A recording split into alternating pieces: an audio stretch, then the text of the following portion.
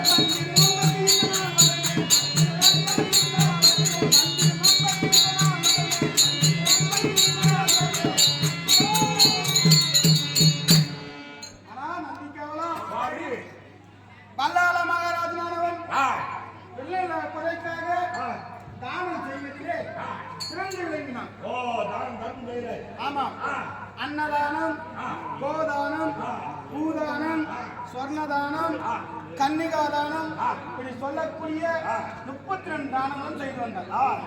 அப்பொழுது வல்லாள மகாராஜன் வாயக்குடி நகருக்கு நானும் சன்னியாசியாக வேடம் என்று சென்றேன். ஆமா, அப்ப என்னை கண்ட வல்லாள மகாராஜன் பாருங்கள் சாமி, உங்களுக்கு என்ன வேண்டும் என்று கேட்டார். அப்பொழுது வல்லாள மகாராஜனிடம் இன்றைய தினம் எனக்கு கன்னிகாதானம் என்று கேட்டேன்.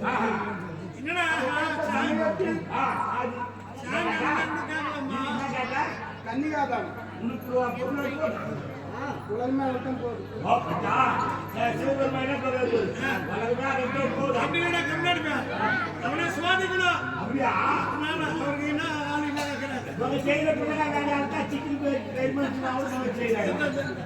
கன்னிகாதானம் என்று கேட்க அவன் வாழ்கின்ற நகரில் இருக்கக்கூடிய 12,000 தேவதாசிகளுக்கும் சென்றான். அப்படி செல்லும் முன்பாக நானும் 12,000 சிவனடிகள் சன்னியாசியாக வேடம் கொண்டு ஒரு வீடும் ஆள் இல்லாதபடி செய்தேன். ஆமா, அப்போது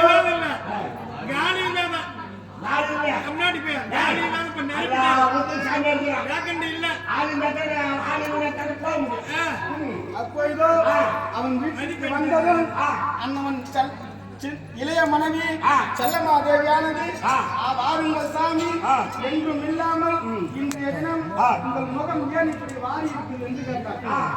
அப்பொழுது வல்லாள மகாராஜனானவன், ஆனால் பெண்ணே, இன்று ஒரு சிவனடியார் வந்தார், அவர் என்னிடத்திலே கன்னிகாதான வேண்டும் என்று கேட்டார். இன்று ஒரு தேவதாசிகளும் காலி இல்லை, நான் என்ன செய்வேன் என்று தெரியவில்லை பெண்ணே என்று தெரிவிக்க அண்ணன் மனைவி செல்லமாதேவியானது, ஆனால் சாமி தாங்கள் உத்தரவளித்தால் அந்த அடியாருடைய எண்ணத்தை நானே பூர்த்தி செய்கிறேன் என்று தெரிவித்தார்.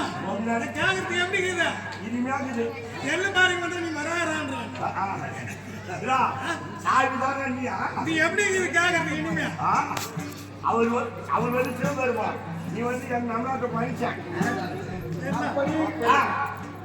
நானும் பள்ளி அறையில் உறவு போது இருந்தேன். அப்பொழுது அண்ணன் செல்லமாதேவியானது என்னை வாரி கட்டி அணைக்க வந்தது. அப்பொழுதோ பிறந்த குழந்தையாக, தொட்டில் தவறும் குழந்தையாக காட்சி தந்தேன். ஆமா, அன்று முதல் அன்னவர்களுக்கு செய்யக்கூடிய நியம காரியங்கள் அனைத்தும் நானே நின்று செய்து வருகிறேன்.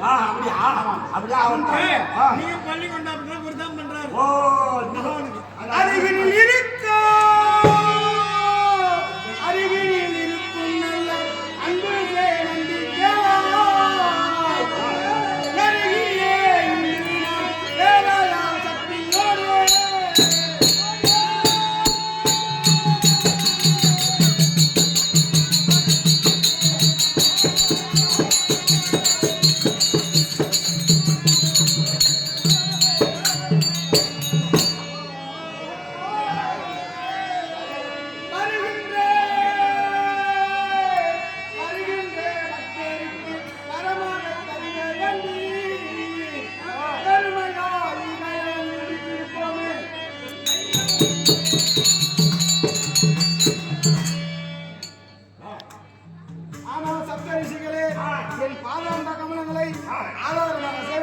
ஆகையால் என்றென்றைக்கும் சுகமாக வாழ்ந்திருப்பீர்கள் வேண்டுங்களப்பா ரிஷிமார்களே. அப்படியே ஆகட்டும். ஆனா நந்திக்காவலா இன்றைய தினம் ஜீவராசிகளுக்கு பரிவளக்க வேண்டும்.